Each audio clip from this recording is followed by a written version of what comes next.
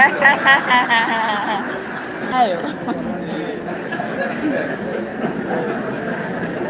time I tried that in a youth forum. Walikiambia one time. I want to just acknowledge the team that I've come with from SOS. My colleagues, can you just stand up and wave?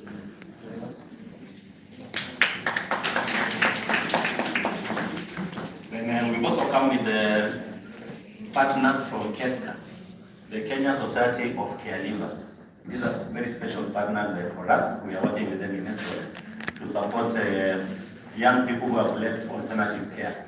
So KESCA team, can you stand up and wave?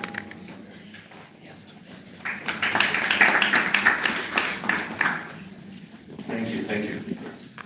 So I'll take a few minutes to just share about our role in promoting children's rights, with a very specific focus on children in alternative settings. And I'll just give a very brief background, and then I dive into the gist of the matter. So SOS is a part of a federation. We are present in 138 countries globally, and our focus is promoting the rights of children without adequate parental care. These are children who have been separated from their families, or who are at risk of being separated from their families. In Kenya, we have slightly more than 50 years experience in this work. We started in Buruburu in 1973. Since then, we have spread to Kisumu, Mombasa, Meru, and Uasin Gishu. And our flagship programs are two. We have many more programs, but traditionally we have two very good programs. One is focusing on the family and community. And I'm very happy that the previous speakers, Madam Director, Dr. Mokua, they spoke about the fundamental place of the family in society. So we ask ourselves the question, why do we have children falling through the cracks and being placed in institutions across the world? It is because of the weaknesses in the family unit, because of the community weaknesses. And so our first program is preventing family-child separation. And so through this program, we try to empower the family through equipping them with skills in child protection, parenting skills, economic empowerment, skills to address harmful cultural practices, poverty, and so on and so forth. When that does not work, we still have children who are separated from their families and communities, and so we provide them with what we call alternative care, malezi mbadala. So in our alternative care program, those of you who know about our children's villages across the 5 counties I mentioned, we have what we call children's villages. These are models that has worked for the last 75 years globally. So we take children who have been separated from their families, and we provide them with alternative care from the age of as early as 3 months until they attain the age of. We provide them with shelter, parental care, education, clothing, and all the other necessities of life until they exit SOS. However, like I'm going to mention later, we are also now increasingly placing children in other alternative care options as opposed to institutions, because we believe, just like the government is leading us, UNICEF, we believe that placing children in an institution should be as a last resort. All children have a right to belong to a family. All children have a right to grow up and thrive and develop within their biological family of origin. And if that does not work, then they are supposed to be placed in another alternative care option. If that does not work, the last resort is placing them in an institution. So much for SOS. I know a lot of statistics that we have been shared nationally, but just to remind ourselves again, like Madam Director said, children are a very critical constituency in our country. They constitute almost half of our population. By 2019 census, they comprised 46% of our population. Out of this, we have 3.6 million children who are orphaned or vulnerable because of so many factors. And these are statistics from the DCS. And then in 2017, the government undertook an assessment just to look at the status of children's institutions nationally. And it mapped out 845 charitable children's institutions. These are institutions that are managed by religious organizations, private individuals, NGOs like SOS, and so on. Then we also have statutory children's institutions that are also managed by the government. However, there are still many more, thousands of children's institutions that are not registered, that are not regulated, and that were basically not under the radar of the government. Because the issue of establishment of institutions has been abused over the years. If Pascal does not have a retirement strategy, I'll come up with a children's institution, look for donors, na niseme Mungu ameniita akanisaidia watoto wapi wakafunga. So that also happens. So in 2017, the government banned, it actually stopped the registration of new children's institutions.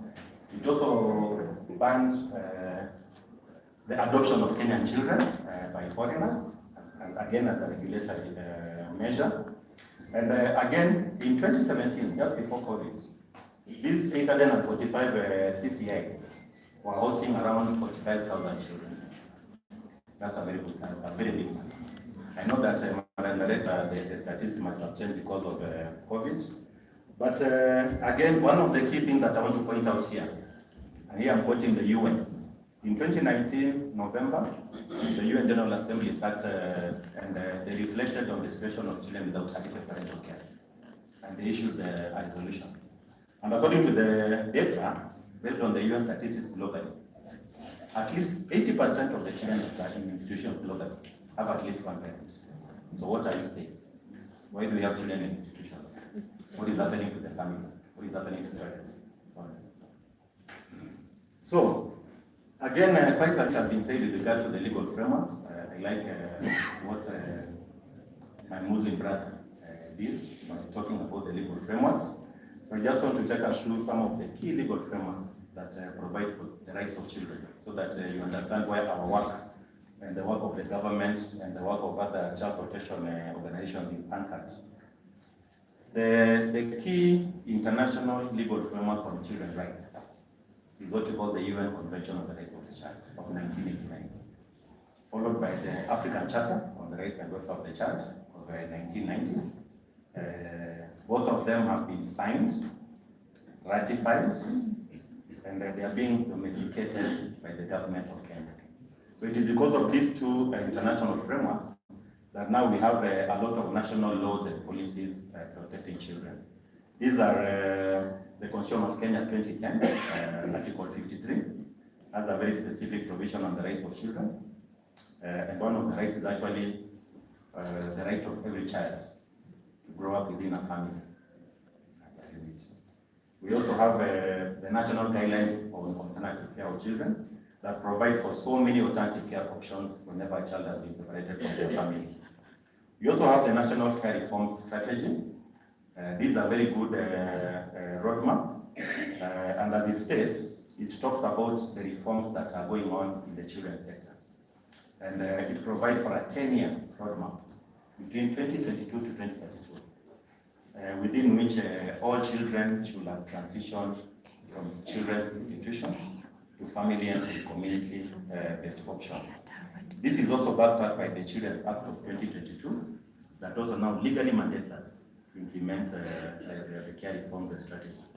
Beyond that, we have so many other legal frameworks and guidelines for the implementation of the Children's Act. But one thing I want to point out is that starting from the UN Convention, the African Charter, the UN Guidelines for Alternative Care, the Constitution of Kenya 2010, the Children's Act 2022, and I dare say, even the Bible, the Quran, and other scriptures, they all acknowledge that the best place for a child to grow up, thrive, and develop is within the family unit. So why do we have children in institutions? And I'm citing experience, our experience as SOS globally, and I'm also citing government assessments, looking at the trend as to why we have children in institutions. One is orphanhood. Like I mentioned, we have 3.6 million orphans and vulnerable children in Kenya.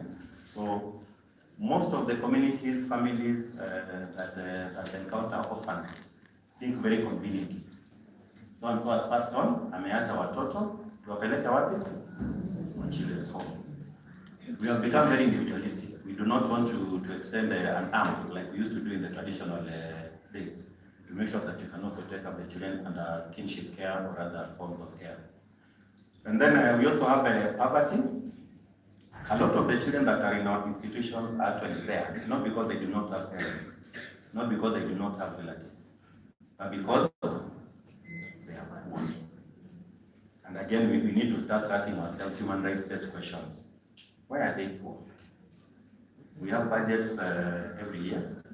We have a lot of resources committed to economic empowerment, to health, to education, but we have a lot of children who are just consumed because of poverty.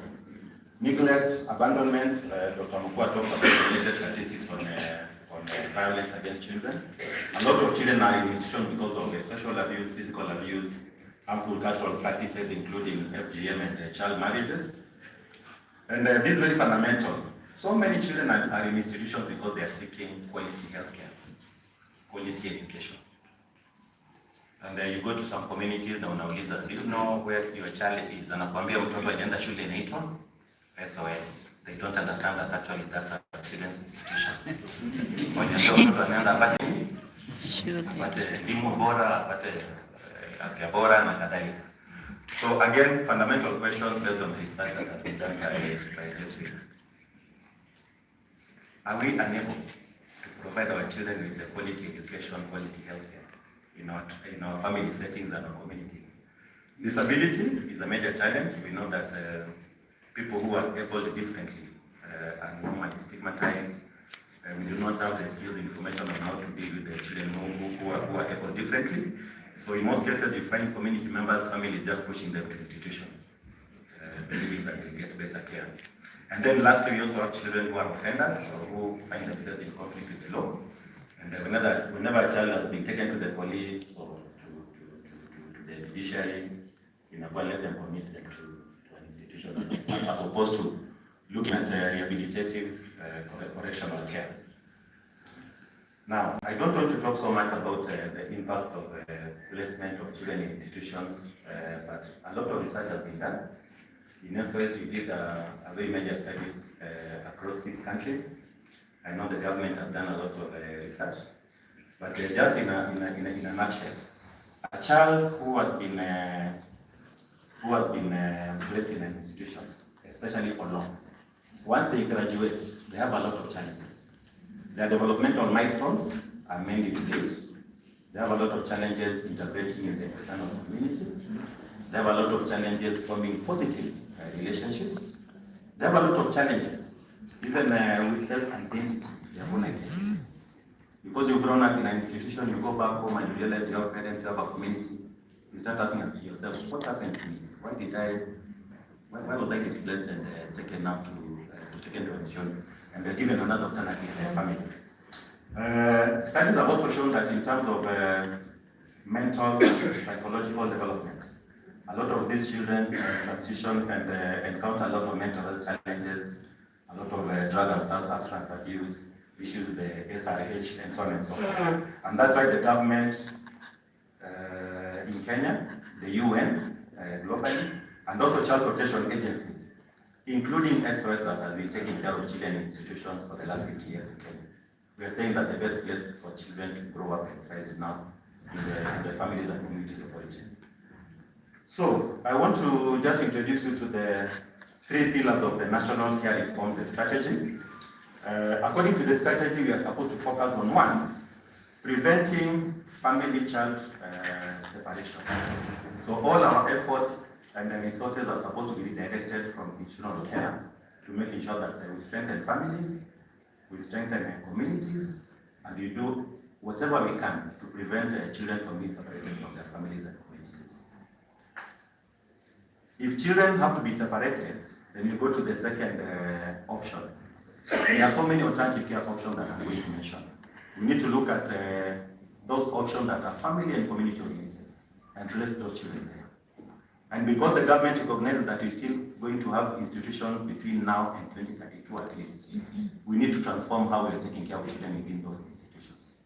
We need to open up the institutions, reintegrate children where we trace their families of origin.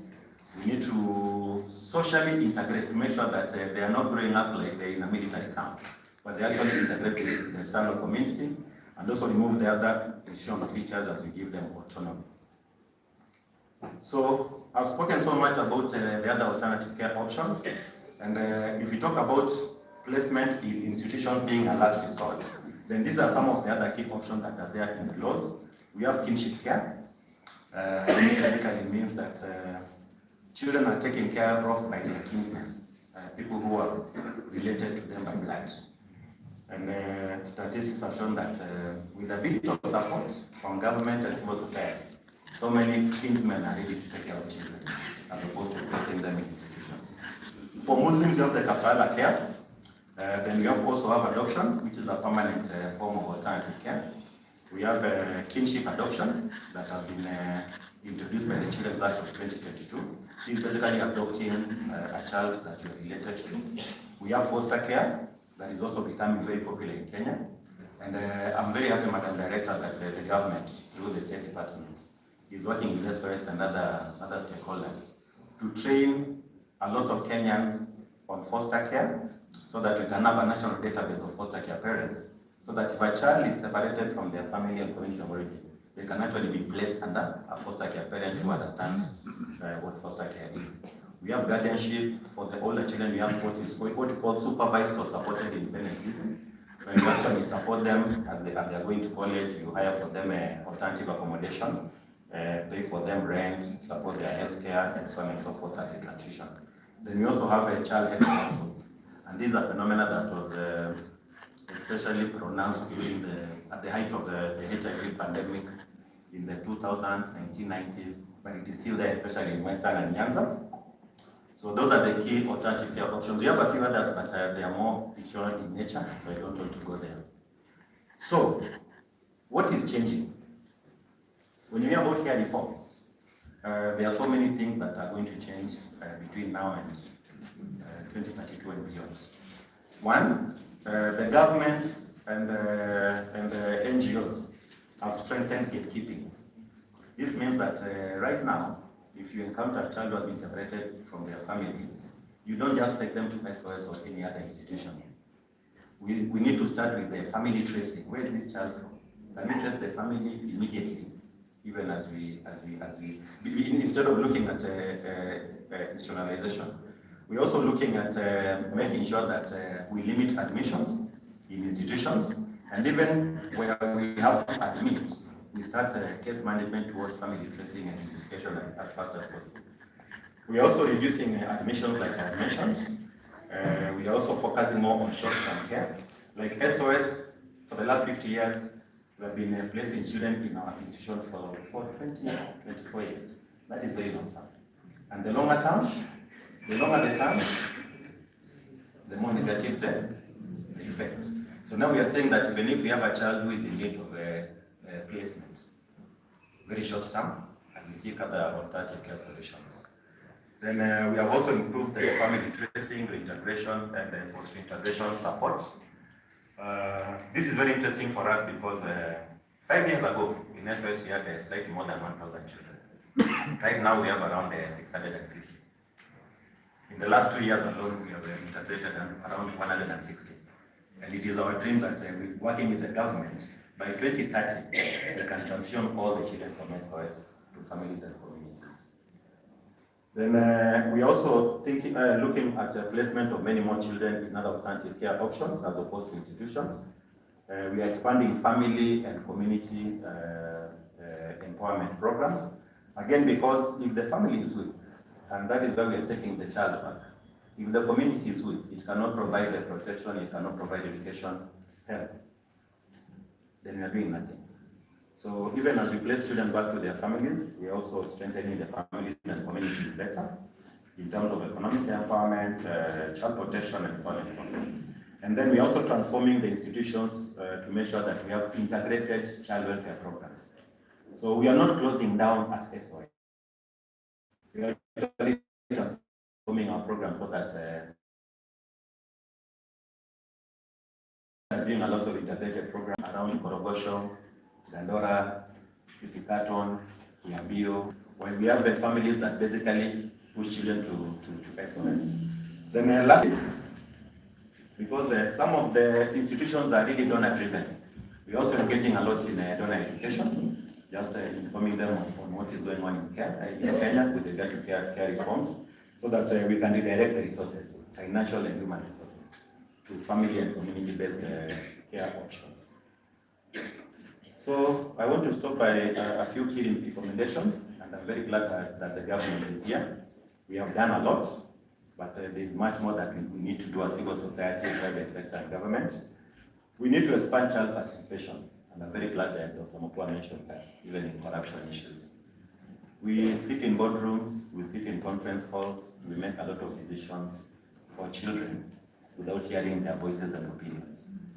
Even as we do care reforms, policy reforms, legal reforms, and integration, we need to make sure that we include children more, especially those who are in institutions or in alternative care, so that we can hear about their experiences and they can actually add their voice and input to what we are doing. We also need to link many more children and families to the existing social protection programs. Again, I think that is an area where we encounter a lot of corruption, just to be blunt, because we have a lot of resources in social protection programs. And I like it when Madam Director was asking how many people know about the residents. People are really charged. So we have a lot of opportunities, a lot of resources, machinani.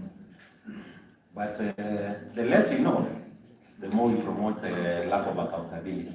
So we are saying that we need the government to make sure that we provide for these children, especially those who are living alternative care. If they can be automatically plugged into the existing social protection programs, including health, insurance, education bursaries, and others. We also need to expand economic empowerment programs to address the poverty that is pushing children to institutions. We need to mobilize Kenyans to provide alternative care solutions. If you look at most of us, I don't think the average Kenyan knows the difference between adoption, foster care, guardianship, kinship, and I know most of us are actually very ready to take in a child if we understand what it takes. And I'm happy to report that the government is actually now, in a very deliberate way, trying to plug in the Inwatani to foster care parents who do not have the capacity to take care of the extra child. So can we mobilize Kenyans and educate them on what is foster care? How can you become a foster care parent? How can you become a kinship carer? How can you become a guardian? How can you support a child and a kafala? So that we take the responsibility as it were in the traditional ways, and we stop looking at children as belonging to institutions. Then we also need to accelerate we need to reduce the financial wastage that is in government, in civil society, and other agencies, and make sure that we free more resources to child care and child welfare. The Children's Act establishes a National Child Welfare Fund, which I think most of us are not aware of. And this fund, once operationalized, is supposed to release a lot of resources to address the challenges that we have just mentioned. And unfortunately, the operationalization has been stalled because of lack of funds for public participation. And I think this is something that we need to push the government to work together to make sure that we find the resources, to make sure that we undertake public participation, and that we have the National Child Welfare Fund established, and that at least we have a fund structured for the delivery of support to children who are in need of care and protection. So I want to stop there with a quote from a departed friend. This is a former speaker of the National Assembly in Uganda, Jacob Olamo, speaking in one of the AU summits, UN summits. He said that we have not inherited, and I'm directing at the others. We have not inherited this world. We have borrowed it from the future generations. We have not inherited this world from our forefathers, rather, we have borrowed it from our if you mess up the current state, you're basically messed up the future generations. Thank you so much. God bless you. And thank you so much for listening.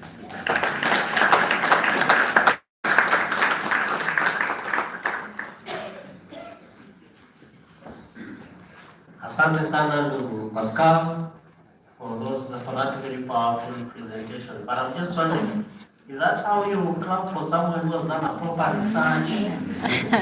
Ametengeneza PowerPoint na akakuja akadeliver vizuri. Unampigia makofi aje? Maguru kama kamaka Jamhuri. Umechoka? Natuongelesha kijamii. Simu yangu njoo basi. Jacob, come. I can see you already doing something nice. So you can be basi.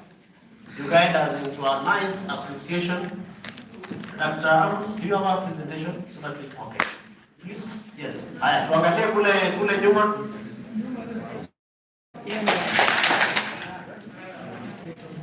Anasema tufanye hivi.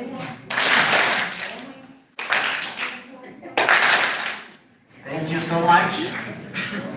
Please do so very attentively because he's a man of extreme wisdom. Please do so very attentively because he's a man of extreme wisdom. Not because he has no hair in the hair. Sababu Waswahili wanasema, what do they say? Akili ni nywele. Lakini yeye akona akili mingi sana. Lakini hana nywele. Tupigie makofi mazuri.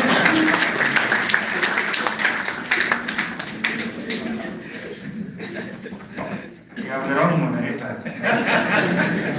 Amjambo. Nashukuru sana kwa sababu ya nafasi ambayo nimepata. I think I can speak in English, Kiswahili, kwa hiyo mix zote. Hata Sheng nikitaka mashine.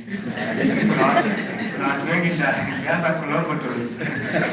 Nitapoteza kwa hilo. So for the sake of Bishop. Now that he took tea with me, or I took tea with him, I'll try to. My name is Abraham, and now that we are giving all our credentials, first of all, I'm a born-again Christian. I think I should say that. I'm a church elder, which is a fact many people don't know. PCS and Andrews. Yeah, so if you come to PCS and Andrews, you'll find me there. But I'm also a Kenyan who is trying to live his faith in the public space. And dances, which can be something. But more than that, I am a father of 3 children. I'm married to a woman called Faith.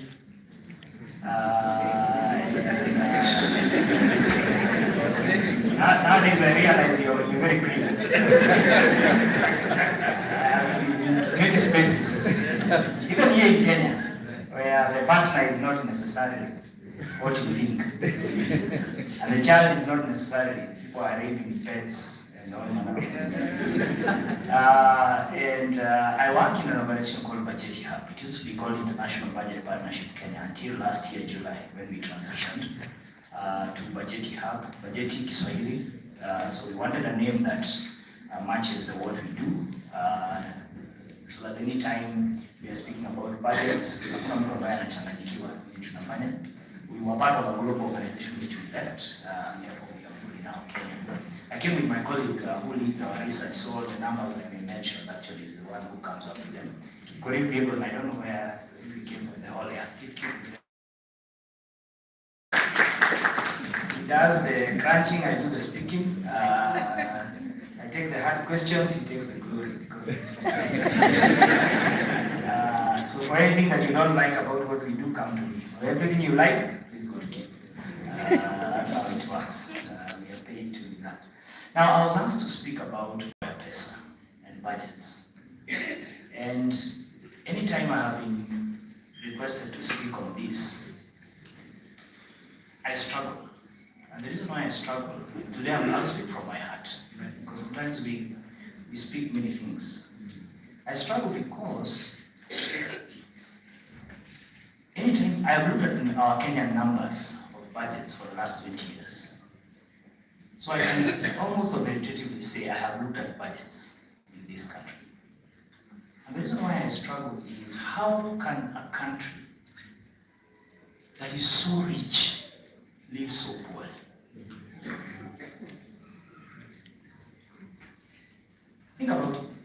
that is so rich lives so. Yet when I travel across the world, and I've been privileged to travel, I see countries and people who have done so much with so little. And now we are looking up to them. Singapore we talk about, it's barely Nairobi, in terms of size. It's a couple of rocky islands. The Japan that was almost flattened during the war is islands. They don't grow anything. Do you know that? That's how they come up with sushi. They even eat it raw. Oh, you get that next year.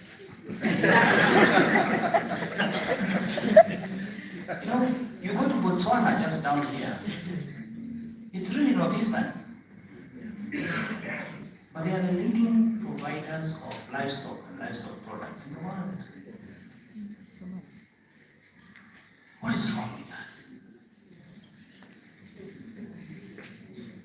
Now, my friend Alex Owiti did a study at Khan University in 2019, just before COVID. And they studied 19-year-olds to 24-year-olds. And one of the shocking findings is that that age group was willing to be corrupt as long as they are not caught.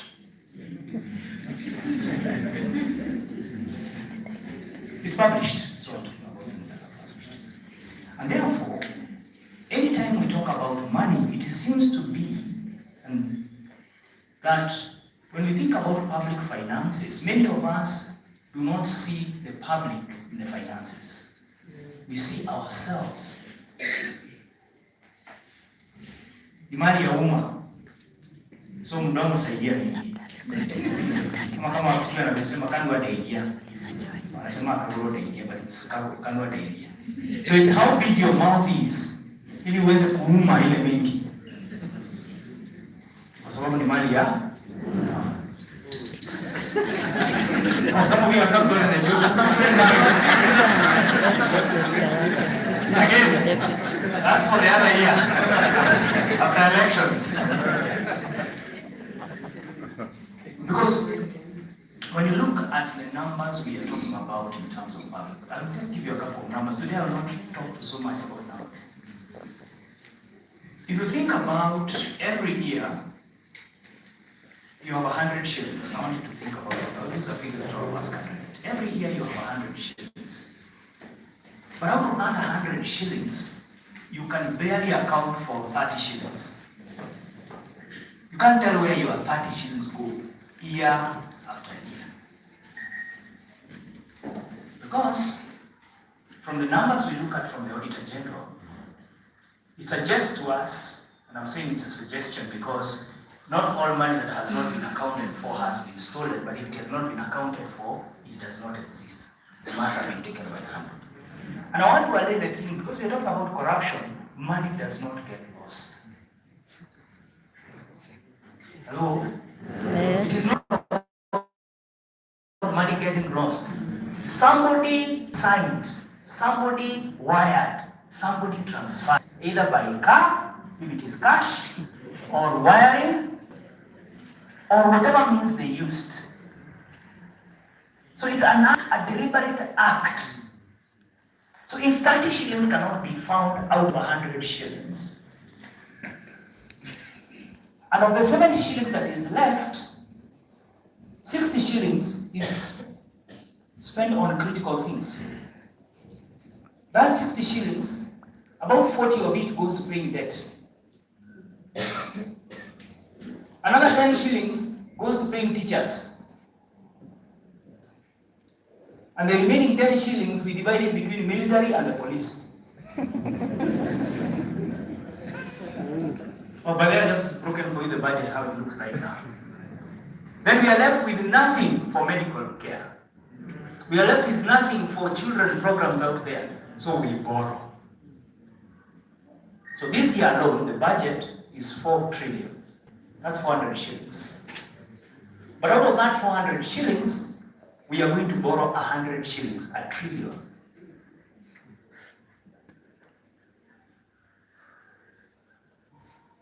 We're going to borrow 1 trillion. But of the 300 shillings that we have, about 160 shillings, we are going to be paying public debt.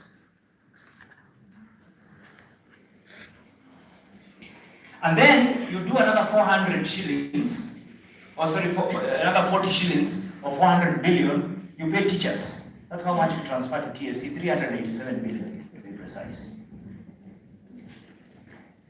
And then you transfer to the military.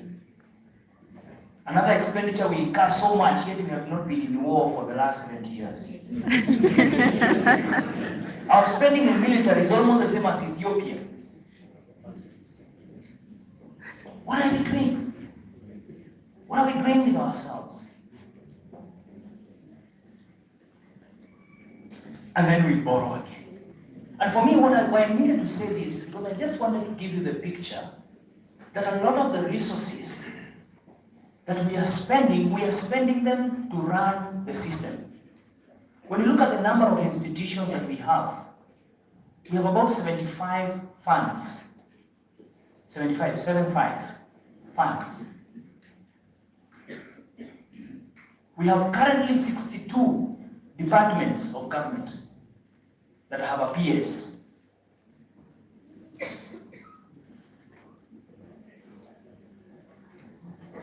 We have 47 governors, each with a deputy governor, each with a security and a driver and protocol and an office.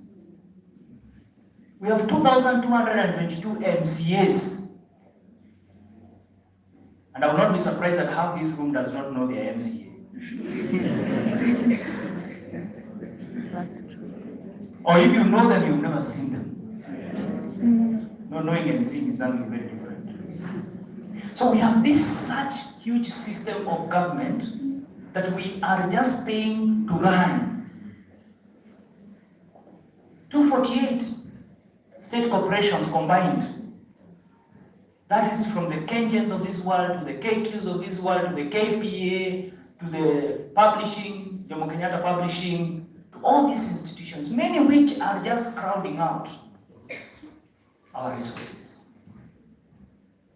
And therefore, when we think about our financing of our government, I think the first thing that I want to submit to this conference that we must go out there and speak about is that we have a government that is too big for the population that we have.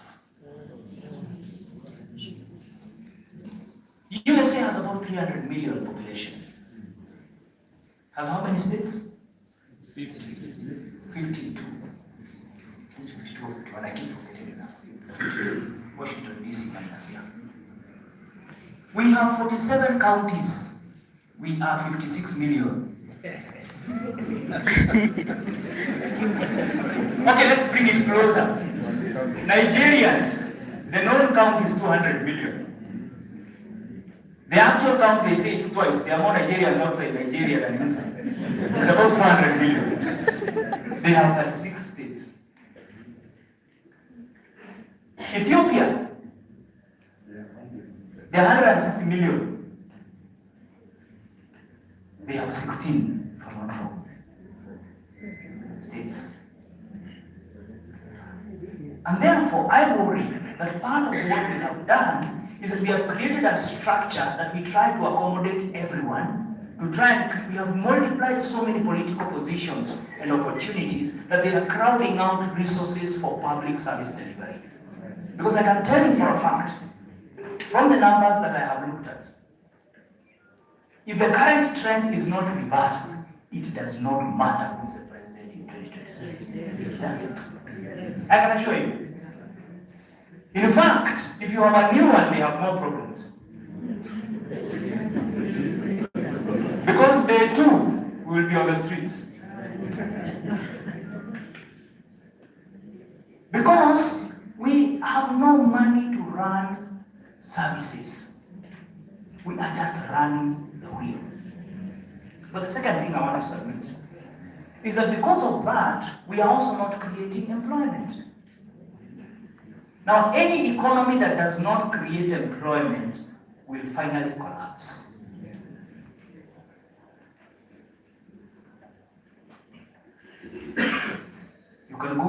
giving empowerment. Let me expound empowerment a bit. Employment is about making sure that the person who is working, whether they are working for themselves or working for another, are able to do two things. One is that they are able to make an income that can sustain them, and two, that their output becomes an input for another process. This is what I mean. If you have a farm, you produce avocados or cabbages, those cabbages become an input to another space called a market, where there are consumers. Then that market becomes an input to another market called a family, which purchases it and makes food, and that family. So you need the family to have an income to purchase from the market. You need the market to be functional. In other words, there is retail mechanisms, there is transport mechanisms, there is credit for that person to be able to purchase and run, and therefore to be able to purchase from this farmer. For this farmer to produce, you need credit. But today credit has become very expensive. Why? Because all of us are busy lending money to government. We don't connect. You go to your circle. And what do you want in every circle? Better? Dividends. Why are you trying to be polite? Unfortunately, I'm not able to be polite. So I'm saying, we want better dividends. But have you looked at where your circle invests largely? Treasury, bills, and treasury bonds. So in other words, we are excited when government is borrowing at a more expensive rate, because that lifts the dividend. What you are forgetting is that also raises your future tax. Because this money is not free. Our biggest risk right now in public finance is not the Eurobond. It's our domestic debt. Because our domestic debt, if you think about it, this year alone will be about $1 trillion in interest. 800 of that is going to the domestic market. And therefore, there has to be a talk, there has to be a conversation. Now remember, I told you, after we borrow all that money, the amount of money we are losing, or that is getting stolen, that is not accounted for, is equivalent to the amount of money we are borrowing. So does it mean everything we borrow we are taking away? I had a lot of things to say, but let me say two more and then I stop. The second thing is that if we don't deal with employment questions, that people have an income, have a meaningful life, then we start creating hopelessness. And one of the things that I believe as a society we cannot allow to lose is hope. We can talk about corruption all day long, but if you and I do not have a hope, are not convinced that we can make a difference in this society, it is all a waste of time. If you and I are still among those believing corruption is bad as long as it benefits that alone. So long as it's benefiting me. Mbona kuleta shida? Mbona bukura? Mimi niko sawa. Wewe unapigana tu kelele kwa sababu hujawahi kula. Wewe onja utasikia utaambia hiyo pesa. What's hiyo pesa ya free? For the parents here, our children bring us big gifts and you never want to ask them, but what job is this you are doing that has earned you this kind of a phone, this kind of a car, that I worked for 40 years, I have never been able to buy for myself.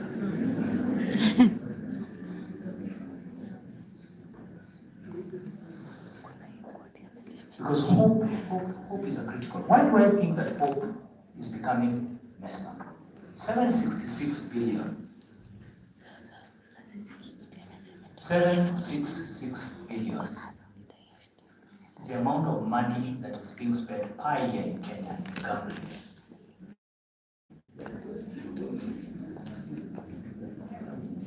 Check the statistics. That is the 2024 figure.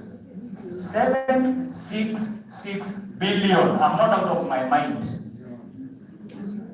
2 billion per day is the money betting companies are making.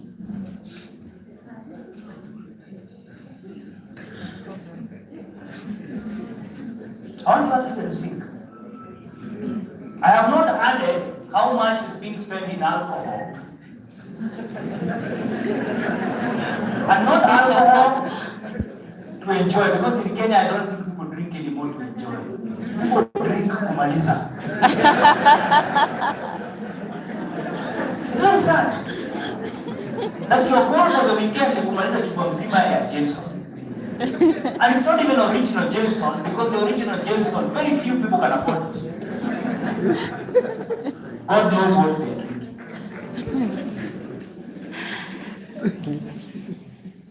Now, you wonder, why is this a public finance question? So 766 billion, which equates to about 2 billion per day, is also the amount, almost roughly equal to the amount of money being borrowed from the mobile companies, from fintech, from the Fulizas, Talas, Hustler Fund. What a hustler, you know, Branch, all these guys who call you a shosho when you have refused to pay. Do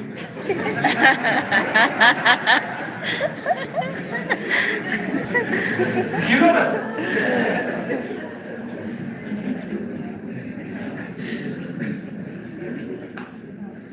But when you look at how much tax we are collecting from betting companies, assuming it was a source of income, it does not match those figures. That's why the government came up with the idea of taxing on winnings, not on bets.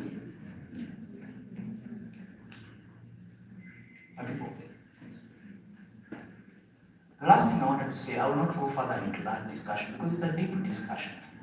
Because if Kenyans can spend 766 billion, which is equivalent to the deficit of government, which is equivalent to the entire education budget, in fact more, because the education budget this year is 701 billion. These are our young people. What then must we do? My last point. I think if we are going to move things in this country, first of all, each of us will have to take our corner of engagement. Each of us will have to take our corner. That corner could be the dispensary near you, it could be the school next to you, it could be the road next to you, it could be the police station next to you, where you must ask yourself, how is my money being spent here? Because we treat public money as though it is money for those people. Yet, each of you is paying tax. One to you, you're paid more because you're paying more. Each of you, it's your money. Public finance is your money. Each of us will have to care. We have to care about the road that is outside your house. I know many of us grew up believing, especially the generation that Kevin belongs to, and sadly I'm also part of it, grew knowing that you have to run away from poverty. So what have we done? We have glorified this thing called gated community. So you know the gated community thing? Where you provide for yourself privately for everything that should be provided publicly. Where you buy public goods for yourself. You dig your own bowl because you don't want to bother Nairobi water with their water. You put your own cabro because you don't want to bother Kura, no one the city council, roads. You build your own kindergarten because the kindergarten outside your compound, your estate, is so bad, it takes their children there. You employ your own nurse and establish your own small clinic and dispensary within the estate. Some are even hiring police. See, Masai, police.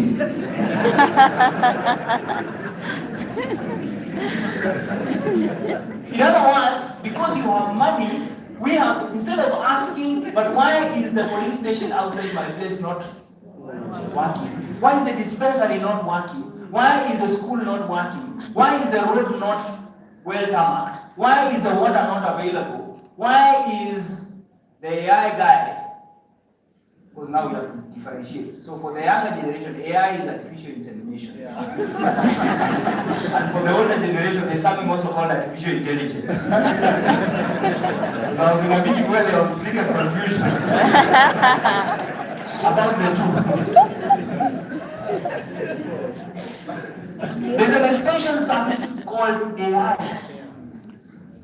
But because we have money, we decide we are not going to bother about this government. It's too difficult, it's too corrupt, government officials don't work, all those things. So we provide for ourselves. And I invite you, the only way we are going to tackle this thing called corruption is by dealing with it peacefully. That service. Sometimes we are bothered whether the doctor is stealing. But if we suppose we push for the service to be provided, but even the margin decreases.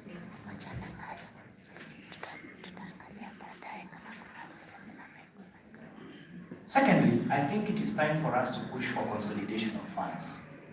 61% of bursaries in the education sector are spent outside the Ministry of Education. And I can share the paper with them on that. 61% of bursaries in education sector are spent outside the education sector. What does that mean? Presidential bursary, governor's bursary, MP's bursary, MCA's bursary, then you come, you bring the SOSs and all these other NGOs and the bursaries they bring, and every other government of, you know what I'm talking about. So there is this one child who appears in several institutions as receiving bursary, but even sometimes could be sent home. Because they are not even aware they were given any of those bursaries. It's become a scam. So one person who is pushing for consolidation, let's have all this money go straight to the education sector.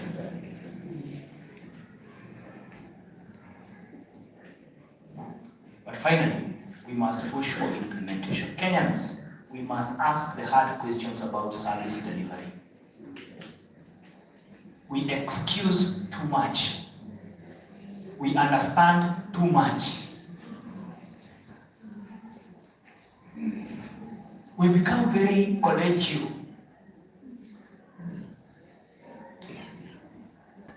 And civil about uncivility. Thieves are not civil. Hello? They are not civil. They are killing your life and they are killing the life of your future generation. We've been very civil about how CBE is being implemented. We say, oh, no, to achieve all the experts. I'm not saying we go and ban schools, no. And then we are detained. Again, some of you will get that like in 2029. You know what happened in Britain? Where they striked and then they were slapped with 49,000 bill every child, whether he participated or not. And now they're in court. But I'm saying, can we ask the hard questions about the services in our area? The services in that school that none of us sometimes even looks twice at.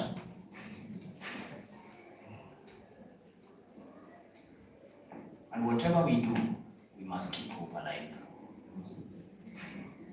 Even the worst dictators in the world are stopped by the spirit of one person who has refused to bow. Viva!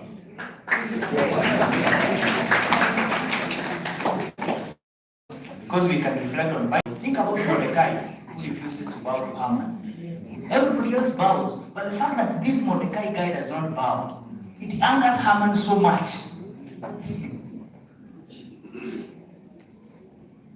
Think about Daniel. The fact that he does not bow, it angers the entire system. They plan and scheme. But who carries the day finally? It's him. So you could be the only one who is going to ask questions about that service. But why does hope matter? Because friends, there are many officials in our government at national level, at county level, who are doing the right thing. It's only that they are not the ones who make the headlines. You know, sometimes you think it's everyone. No. They are honest police. I know you don't like them because they don't take bribes. I know many of them have been removed from the traffic and taken to the back office because they don't bring anything back. Instead, they bring people. And sometimes they forgive because they know once they get you there, the other guys will benefit. It's a kill. So they just say, instead of causing mayhem twice, and a two. There are many people who are doing the right thing. And therefore, when you choose to do the right thing, when we choose to ask the hard questions, when we choose to be the people of integrity, you are not alone. I am not alone. You can make a difference. I think.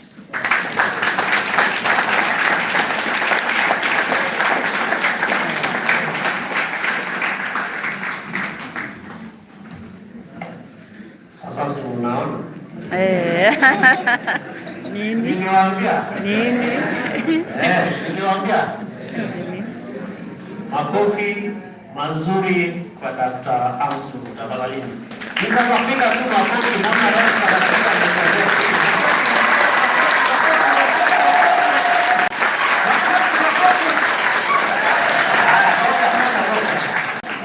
Acha nirudi hapa. Wow. Ask the hard. Akasema you be hopeful. Hope. Sindio? He also said that you take a what?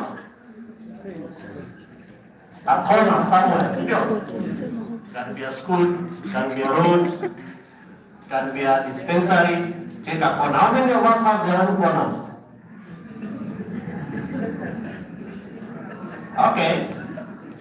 So I want to invite Bwana Pascal back here to the front seat. And then we have a brief engagement. If you have a question, comments for the next 10 minutes. And then we are going to move on to the next stage, which is supposed to be lunch. Yes, it's supposed to be youth. Kikao, sio? Kikao cha vijana. Na nimeulizwa tutakapokuwa tunafika hapo, we will discuss, because we live in a country where we have rights. Part of those rights are right to food and also right to participate. So we'll discuss whether we have the kikao. I think it will be important that we do the kikao, then we go for lunch, or we go for lunch, then we have the kikao. Any questions? We have the first hand here, the second hand, and the third hand. So the first three, and then we will have responses, then we go back. Number 3, the gentleman with the white shirt there. Yeah.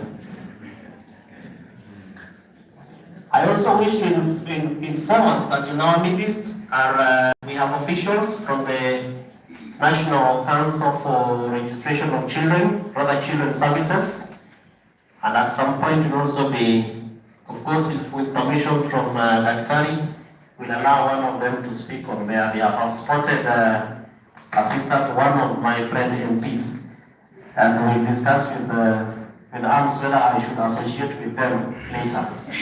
Yes, please. Just your name, which institution, and direct to the issue. My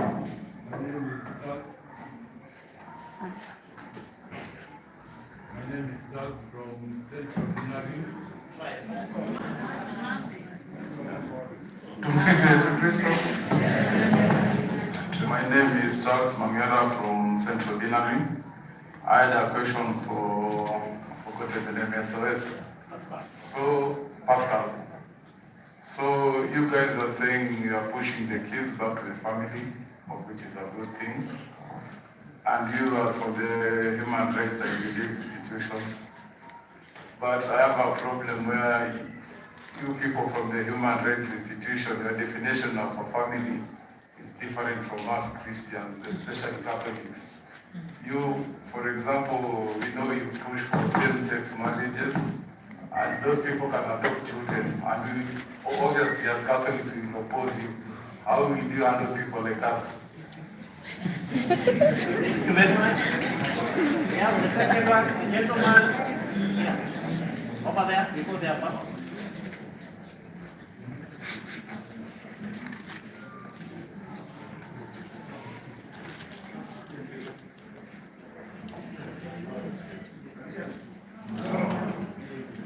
Benson, they can use this one. Petition.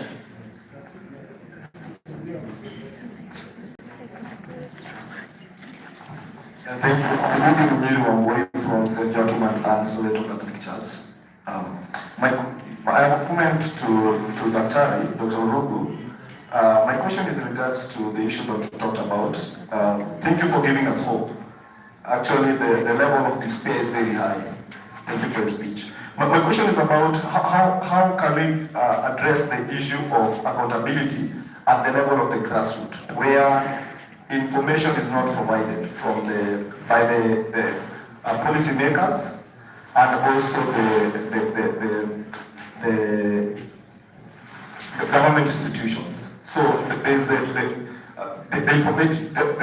lack of information by the community. How do we access the information? And then lastly to Mr. Pascal, my question is in regards to the strategy that the government is using in regards to the strategy we talked about up to 2032. My question is, what will happen to the children that are already in those institutions that might not have been taken up by the community? What is the government doing, or what I mean, it's supposed to do to make sure that that process is done by them?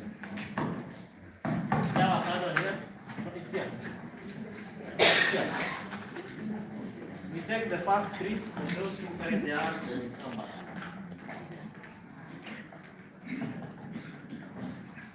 Good morning. My name is Joyce Nyawira Karimi. I'm from the Central Deanery and also an organization called Mazingira Green Hub, which deals with environmental conservation about the young people. So when you sit around this, you can see there's a blend of older generation and young people. And when you're talking about this, you're talking about children and integrity. Now, what is the role of young people in actually evolving this conversation? You see, it's very hard to teach an old dog new habits or new tricks. Now, I'm not saying that in a bad way, but what we can say for real, the people with even gray hair here can do something, but at least they have, how do I say, the time has shown again they are complacent. First of all, I think also with age comes with people wanting to do things with the system.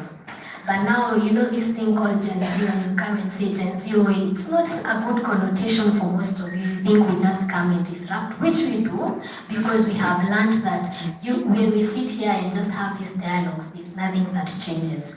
Now, we are the most immediate children, the youth. We are the ones who don't have employment and all these things. So how are we solving this when we come and sit here and we talk about these statistics here, but the people who actually can execute here are actually thrown by the stones every other time? How can we change it and make it even youth to be the implementers by being empowered, even financially? Because I'm also sitting next to the government. What are you doing?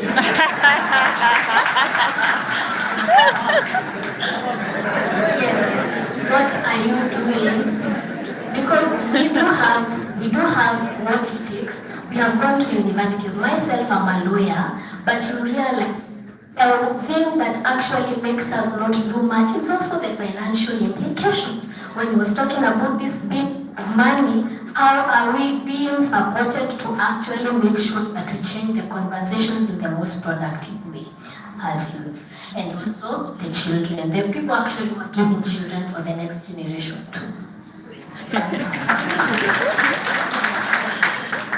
So in terms of, thank you so much for those very good questions. In terms of managing our time, how many of us want to ask questions? Let me see by a show of hands. Wow, that's a big number. So what you do, as we listen to the responses, because I thought we would take all of them, then they respond and we move on to the next session. As they respond, please begin writing your question. and our ushers will pick them, will bring them here, and they will help us to sample, and then we'll give you time to ask that question. But we can't have all the questions. I don't know whether it's making sense. Is it making sense? As many are of that opinion say aye. Aye. As many as are of a contrary opinion say nay. The ayes. Please write your questions, the station name, where you come from, and the question. And if you want to be philanthropic enough, you can write to who? Either to Daktari or to Pascal or to the government, Madam PS, the government. Yeah, so thank you. So where do we start? One as you. Joyce, thank you for calling me my old peers. Acha nikasimama huko. You can't meet a dog.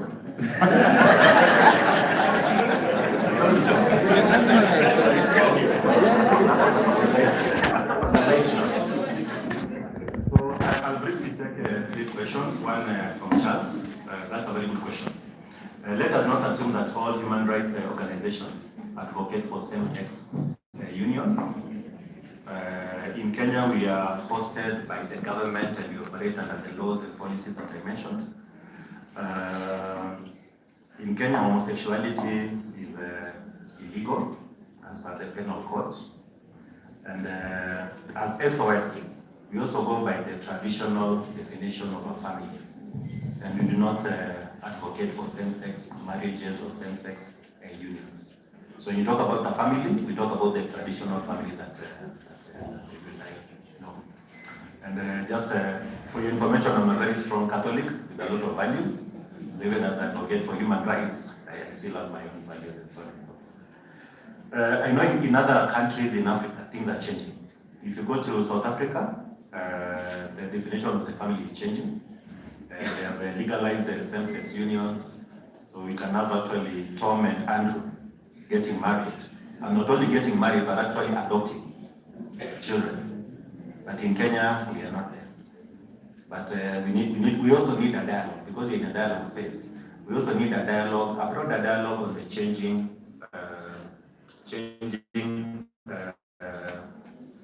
nature of the family unit, because we are not living in a vacuum.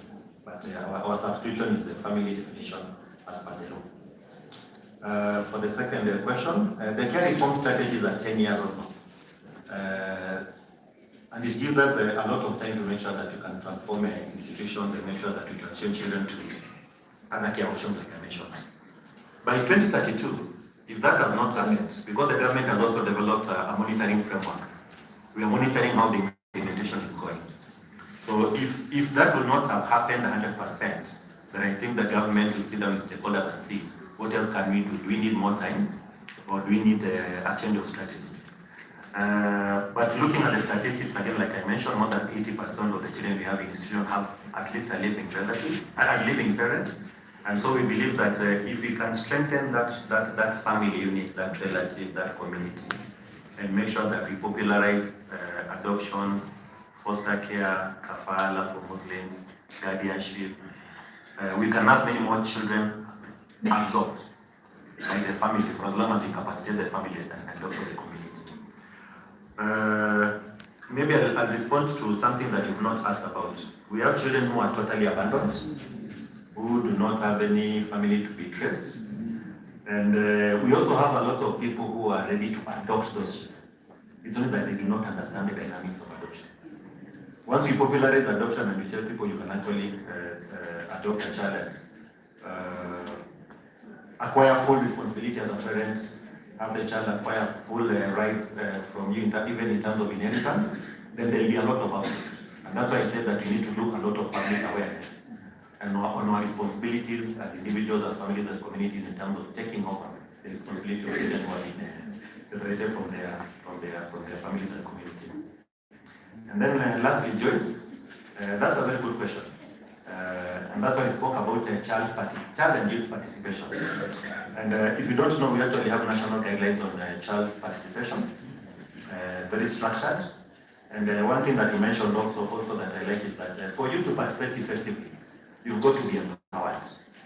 If you put a young person here who does not know anything about what we are talking about, and you tell them to talk about budgeting, corruption, and children, you're basically torturing them. So we are doing a lot of empowerment of children and young people so they can have the capacity, the information, and then we provide the space for them to participate. If you look at the national forums that the government is holding with the stakeholders like us of late, if you look at June 16th when we celebrate the Day of the African Child, national, of late, the guest of honor is actually a child or a young person, not the key government, not the old people. And when you look to open up as young people, as children, for that empowerment, for that information, so that we don't rush onto this. Participation is your right, it is not a privilege. And you also need to occupy the spaces when you're given the spaces. And as I said, that's why we have come with our colleagues from KESCA, the Kenya Society of Caregivers, so that it's not Pascal who is talking about caregivers as an expert. You'll be listening to them later, so they can talk about the experiences and what they want us to do and what they want the government to do, so they can listen to them. So participation is a right. Get the information right, get the skills, occupy the status, and take over the future. It is yours. Thank you very much. I will attend. So the first question about, I hope it's Keguli, I missed the name, addressing accountability at the grassroots level. If you follow my line of thinking, is that there is nothing about accountability from the top. That's what I was saying. So if you think about community level engagement, every dispensary is geolocated. In other words, it has a geo place where it happens. Every market, you can trace it. We now have across the country,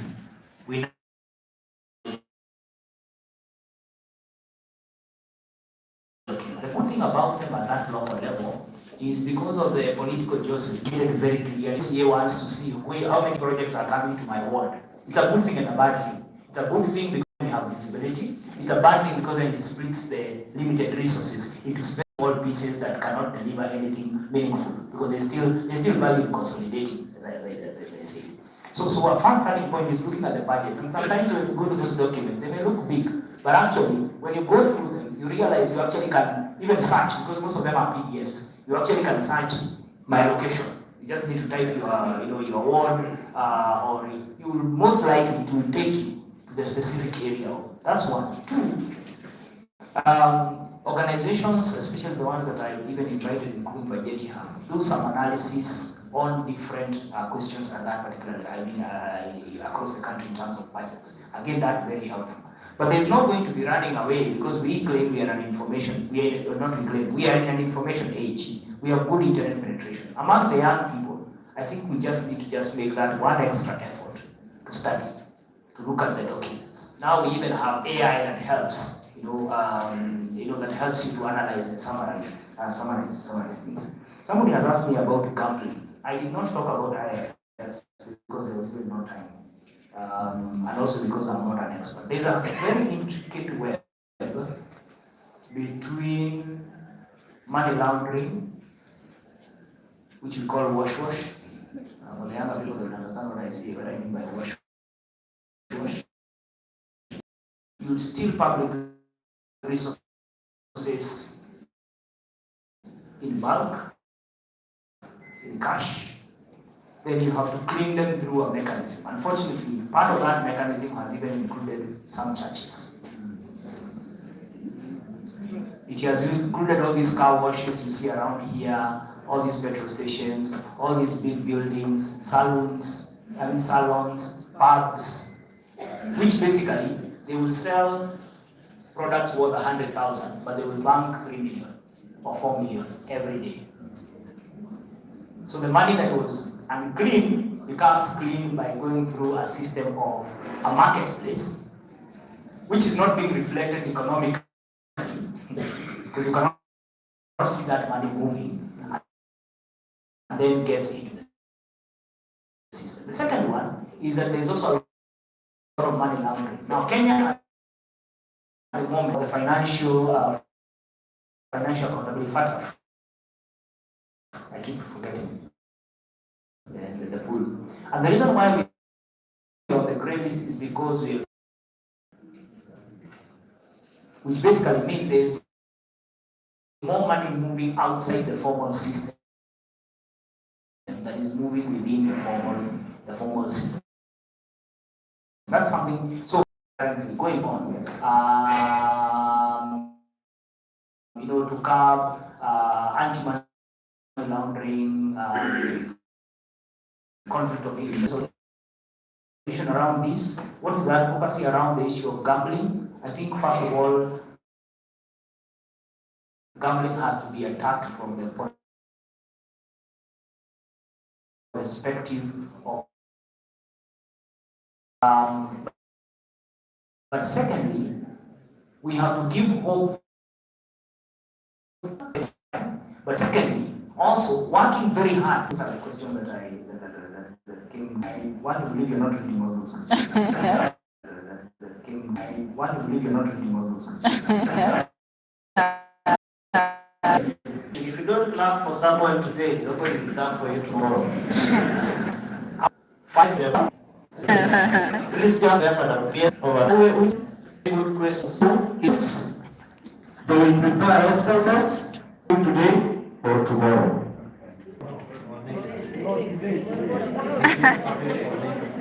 You want the responses today?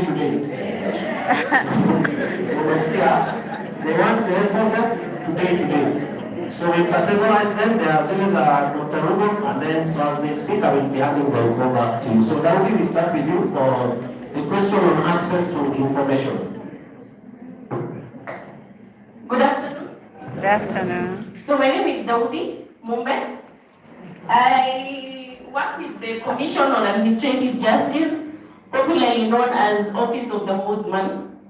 And I would like to address the issue or the question on access to information.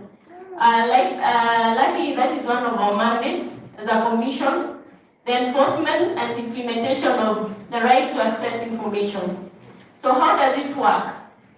Every Kenyan has a right to access information in every government institution or public body that performs, or private body that performs functions.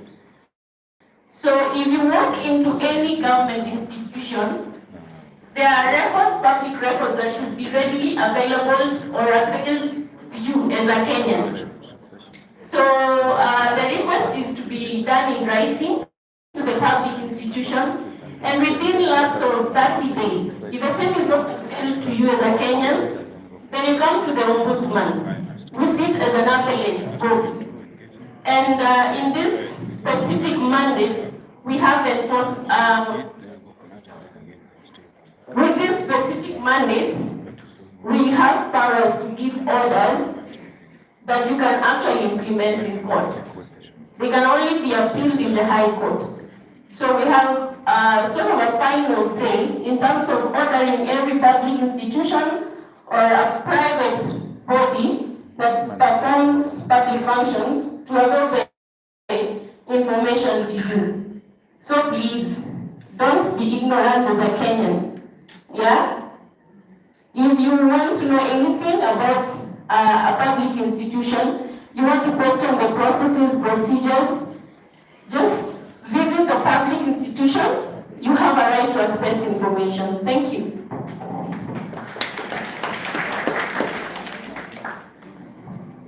Can we get another? Yeah, at mine. So I am also informed by Dr. that we have a session for the Ombudsman tomorrow. So we have a whole session to also engage with them on the conversation. So if you have more questions, we can wait for that session.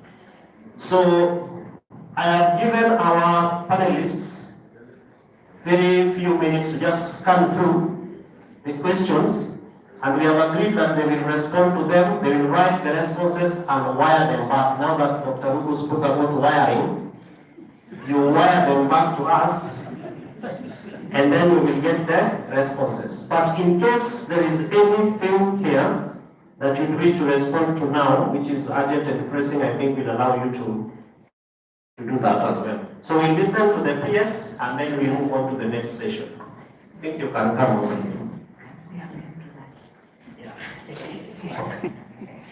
Thank you very much. Thank you. Something that we call collective responsibility. So if the government has been asked a question and I'm the only one here, I'm supposed to provide an answer. Yes, that is collective responsibility in government. So there are questions that are directed to our state department, basically on child abuse, in terms of if a parent colludes with a perpetrator and is given something to drop a case, what should happen? So that is criminal. So that parent is supposed to be reported either to the children's office or to the police, and they will be taken to court. Because according to the Children Act, even you as a parent, you are not supposed to cause your child to be in need of care and protection. Because that is now what you are doing as a parent, you are causing that child distress. So you should allow the process to continue, the justice process in court. So you report such cases. There are issues, I've seen several questions on street children. That's an area of concern to us. And as Dr. was saying, we have funds. So we have a fund called Street Families Rehabilitation Trust Fund, run by a board of trustees. So that fund is supposed to help people, both children and adults, who are staying on the streets. And it has been rescuing, especially children, and putting them under rehabilitation. But you see, if you don't deal with the root cause, if you are just removing from the streets, rehabilitating, more are coming. So what we are supposed to do is to take up our responsibilities and give birth to a child. Why is that child on the street? So that now it becomes the problem of the government.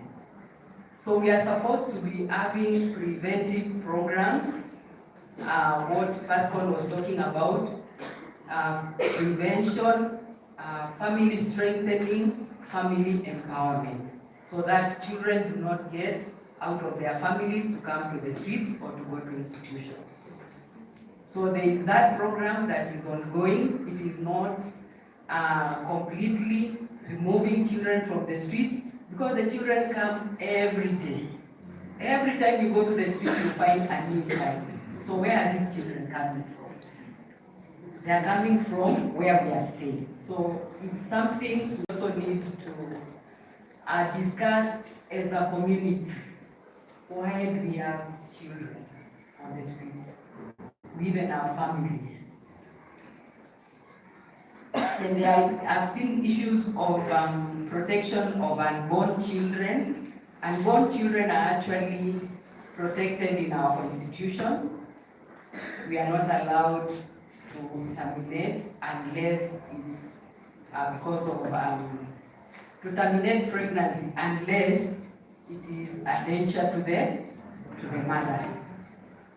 So that question, I think, is well answered in our constitution and in our laws. With the final one, we will give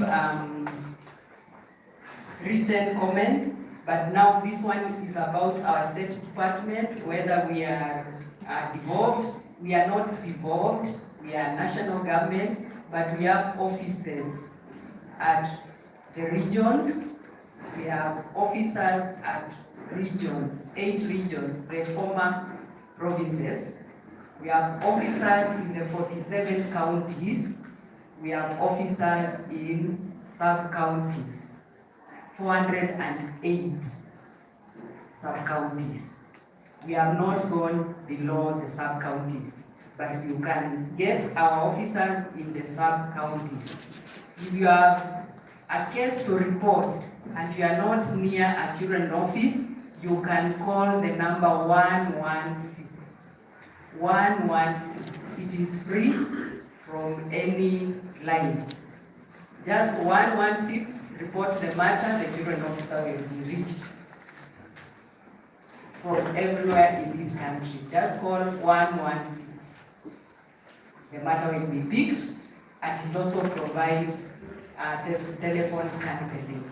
There is a question that is about our education system.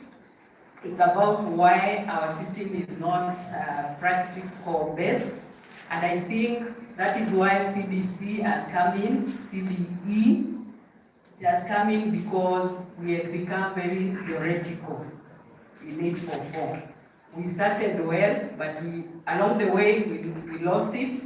So we were becoming theoretical, not technical. Now we are getting back to technical. But as we are doing that, we must also recognize the times we are living in. So we cannot now go into carpentry when there is AI. So we combine. That is why now that the new system is both practical, it's technical, it is technological. So thank you very much. The rest we will deal with.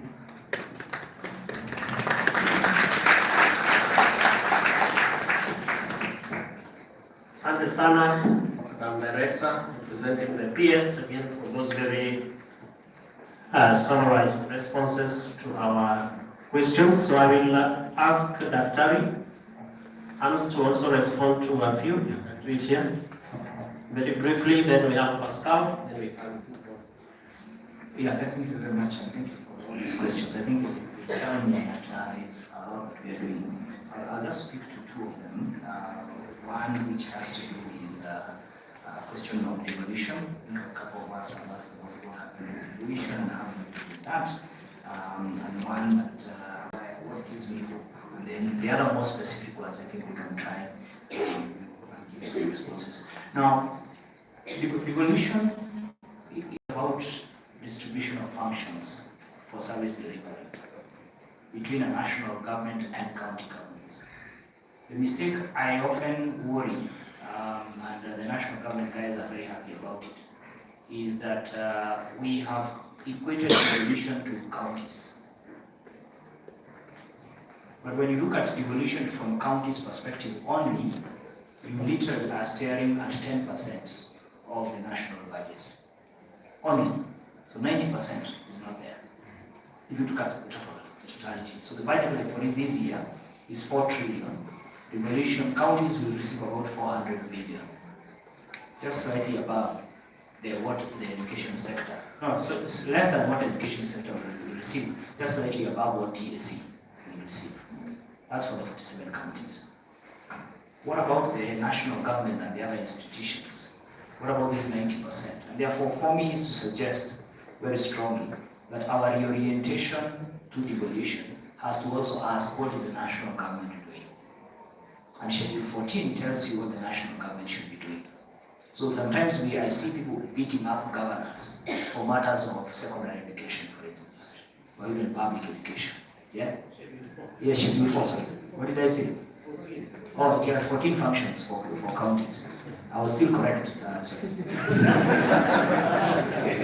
And I like that. Yeah. So, Schedule 4, and there are 14 functions of counties, and I think there are 30-something for national government. I forget the example. The point is that there are a lot of the functions, the way we did our devolution is that we are not a federal system, we are a unitary devolution system. In other words, we are still joined at the center. Because that's important. And the reason why that is important is because your money is what is being used to run that entire system. So the national government collects both what it spends for the national functions, but also collects for what it sends to county governments. And what is sent to county government is not a benevolent fund.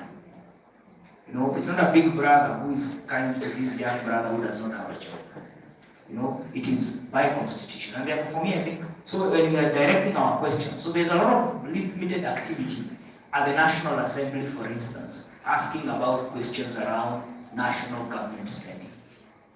But there's a lot of fire in counties. And I wish it was even more.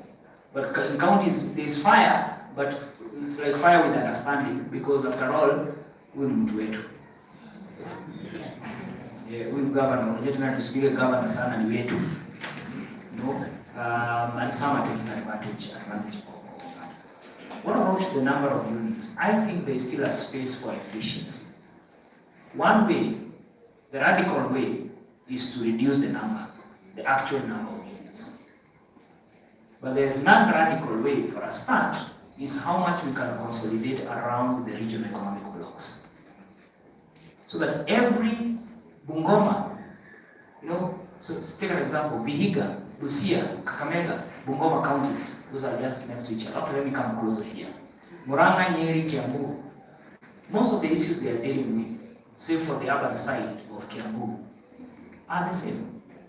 Tarakanidi, Embu, Meru, they are dealing with the same things. There are things they can do together. Every county must not build a level 4 hospital or a level 5 hospital, maybe level 4, yes, but level 5 hospital because they don't even have that population of 1 million plus. Can we consolidate that? When you think about roads, must every county make the roads only to the end of their county? Think about fees and charges for advertising. It is more expensive, it is cheaper to move a product from Kampala to Nairobi than to move it from Uasin Gishu to Nairobi. It's true. Because the other one is an international transit, so you only pay at the border and then you bring it to Nairobi. The one you are trying to move from Uasin Gishu, you pay something in Uasin Gishu, you pay in Nakuru, you pay in Kiambu, then finally you arrive in Nairobi. And Baringo, depending on which route you use. So this one I'm saying, there are many efficiency gains that you can achieve by just consolidating from a perspective of we want to progress. But if every county sees it, this is our thing. In the hospitals, in the healthcare, not every county requires a neurosurgeon. Counties can share and pay that, it becomes a shared cost, a pool of experts that we all do not necessarily need. Industries. You're all producing mangoes or you're all producing, maize. How can we? Because that is the way, if you ask me, to build an economy. It's not by splitting it to the very small, tiniest unit. Every ward wants a dispensary. Every ward wants their own borehole. Every village wants their own borehole. Every village wants their own, police post. They want their own school. Some even don't have children for kindergarten. So when I talk about consolidation, that's what, and I say this with pain because I was part of the team that was involved in the initial conversation around the design of devolution. And I know how much we fought about the number and units. I even later wrote about it, and I said what we have done is that we have just created ethnic conclaves.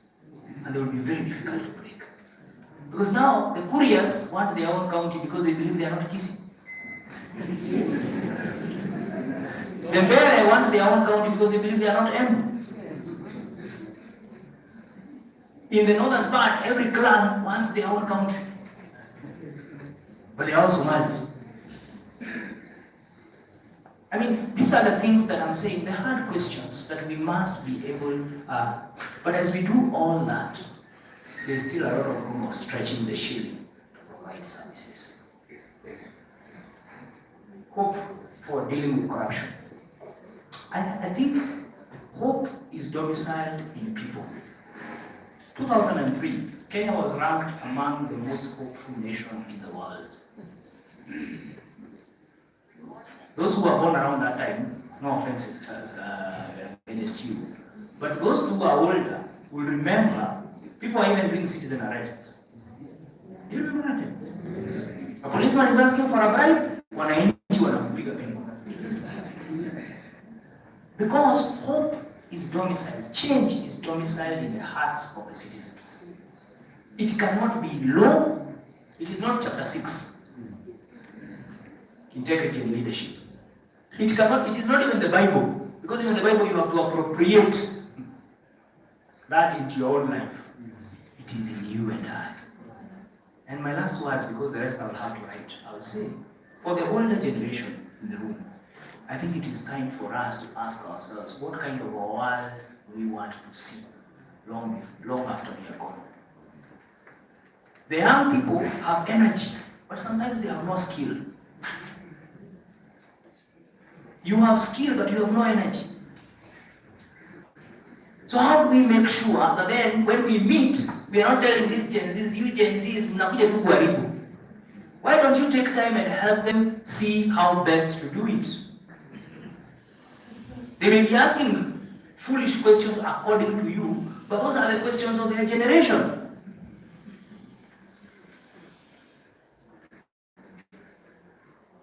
Because every generation has to deal with the problems it faces. So our problems are how do we use information? How do we engage in that is interconnected? How do we deal with the rogue systems? In your generation, the problem could have been completely different. So that then creates a space for us to work together to build this country, so that then each person is doing their part and they are assured of the support of the other person. And support does not mean we agree on everything. We don't have to agree. But we can say this country is ours, and even if we don't agree on everything, at least let's agree on one thing, that we can build a better country.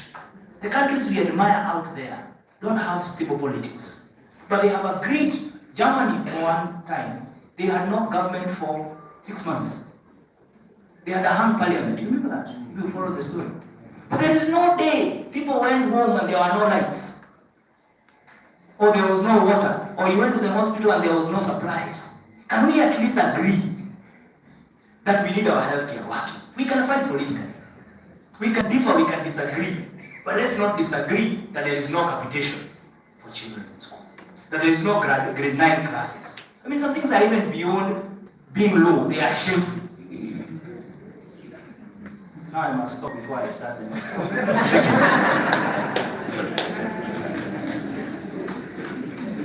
Let Pascal finish. We'll clap for all of them at a Thank you. I think I'll address just four cross-cutting questions. First, I'll provide written responses. So, a few questions about how we prepare the children before intervention. We have a case management process, an 8-step process that involves assessing the child to be intervened, assessing the family origin, looking at the gaps that exist there, looking at the support needs, developing a plan, short-term and long-term, so that by the end of the day, as we take you back home, which can take us as much as 6 months or 1 year, we know that your family is better equipped to receive you, to take care of you. And then we also offer post-intervention support for between 6 months and 1 year. And then we hand over to community, family, and other people. In a few cases where you need support beyond 1 year, we still come to and make sure that we support you post-intervention. So it's a very structured process. We don't just pick you and take you back home. Then somebody wants to know more about the child care reforms strategy. It's a very elaborate strategy. So I encourage you to just go online and download a copy and read it at your leisure. National Care Reform Strategy 2022-2032. It's a very critical document for you to read. And also the Children's Act. And a very good question about the role of the church. And I think I will expand it, the role of religion. That's what the Imam said in the morning. But sometimes the church can play a very negative role. You can use the same Bible to violate the rights of children. And you can also use the same Bible to do what? To protect them. So scripture can be used negatively or positively. So I don't think I'm very qualified to talk about the role of the church. But from my perspective, the church has a very critical role as a social unit that we all believe in. The Imam also said that whoever you are, we have professors, presidents, genuflecting before religious leaders. So the church has a lot of power. The religious leaders have a lot of power. So how do we devolve that power to make sure that we use it for child protection and so on and so forth? And then since we are talking about institutionalization and care reforms, the church in Kenya has also played a very key role in establishing institutions. And I think the church also has a responsibility of making sure that it implements the care reform strategy. by transitioning children back to their families and their communities of origin. Of course, they're using the proper processes. Lastly, a very radical question. I think this one I'd like to give it to Dr. Mokua. Somebody is asking, how can we be gathered here to discuss research findings on children, and you don't have any child in the forum? So I think, yes, that's a very simple question, yeah? And you're talking about child participation and everything. So before I hand over to Dr. Mokua, there's something I'll say. Child participation is a very technical field. And I think sometimes we can bring children here just for decorative purposes, cynically.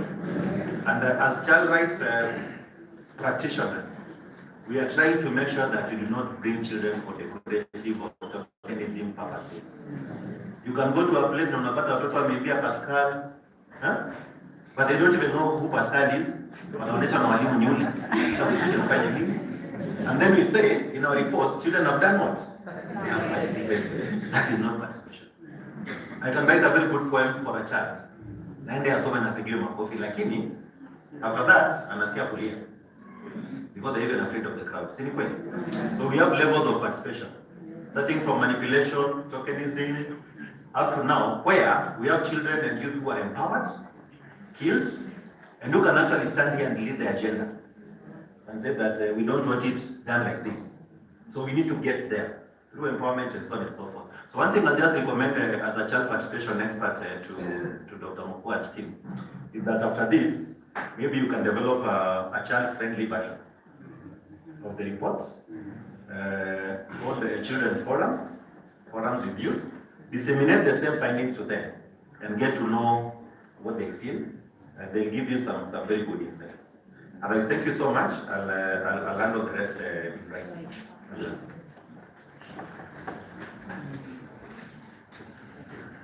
Lakini nyinyi ni wazuri.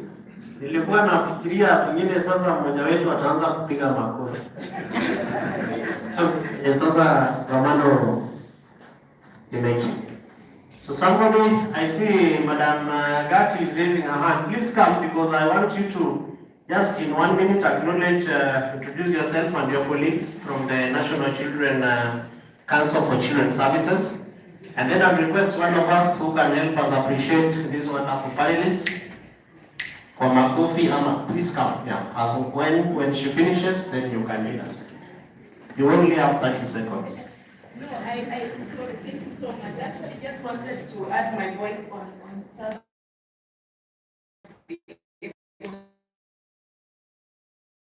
interact. To child participation, we also do have forums that we call Kenya Children Assemblies. Some of them may not be very functional, but they are there to offer platforms where our children are able to actually give their voice. Because some of them have actually been able to even write memoranda to members of parliament where their voice, they tell the members of parliament that this is what we want with budgeting for children or areas around children. So I just wanted to clarify that. My name is Lucy Gatti. I work for the National Council for Children's Services, which is an agency under the State Department for Children's Services. Thank you so much. Well done. So what you are doing here is what is called Know Your Neighbor. Know your neighbor because you never know who you are seated close to, right?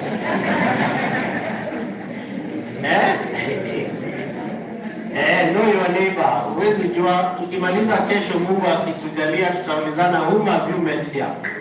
Si ndio? It's very very important. You just never know. Pengine unatafuta jibu pahali lakini jibu liko wapi? Hapo kando yako. Number 2, I wish to clarify that this innovation we did here for writing the questions is what is called consolidated public participation. Consolidated public participation. Now, don't go out there when you say, unajua watu wanaona center walituita pale wakubwa tu wa serikali ndio wakaongea nini because I know that sometimes we might be mistaken, but this innovation is purely because we've run out of time but we are trying to squeeze so that we expand the conversation so that we have more of the speaking happening from that side. So usiseme, hai hata kesho mimi siwezi kuja. No. This forum is your own forum. This conference is your own conference. What we are doing is just to innovate. Na si unaona we take very limited time to respond, isn't it? So assuming that every one of those 33 people was given a microphone, 33 times 3 is? 99. Eh? 99. Tumekaa hapa for 3 days. Ambapo pia haingetosha, si ndio? I will try to innovate, and I know that most of I see so many good brains inside here. If there's anything that we are not doing correctly, please, you have access, a right to also inform, isn't it? So that we correct and we rectify. I just want to ask one question. So we have 2 things to do. We need to break out for lunch, and we also have a very powerful session ambayo inaitwa kikao cha vijana. Na ninaona wamekuwa hapa vijana machachari sana. So what do we do? Do we have the session now for the next 45 minutes? Then we go for lunch, or do we go for lunch? Or do we go for lunch and then we come back for 45 minutes and break for the takeaways? Or what do we do? Is a motion that I'm moving for debate and decision making. So I am also a trainer now that he's a preacher, but I also preach. You said who you are? The PS told us she's a trainer, or now we are all trainers. He's a preacher. He's a baka ya watoto. So katika training zangu mimi huwa sipendi chorus answers. You just raise up your hand. We give you time. You stand up like Michelle and you speak it like Obama. So the first person to guide us ni nani? What do we do? Yes, Suze? Tafadhali? Just tell us, what do we need? Yes, Mama. Oh. How do we proceed? As we do that, Dr. Arms tells me that he needs to leave. So we want to clap for them, then we proceed. I do kuja basi.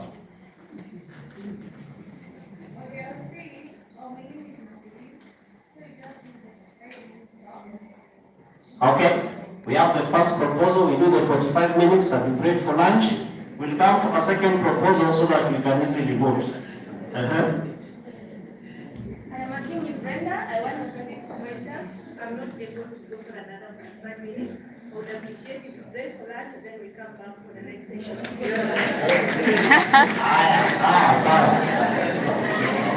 Alright, now we have a very good vote.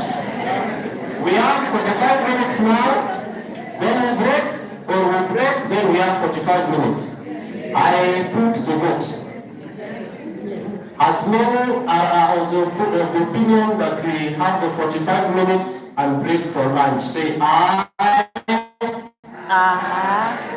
As many are of the opinion that we go for lunch and come back for 45 minutes, say aye.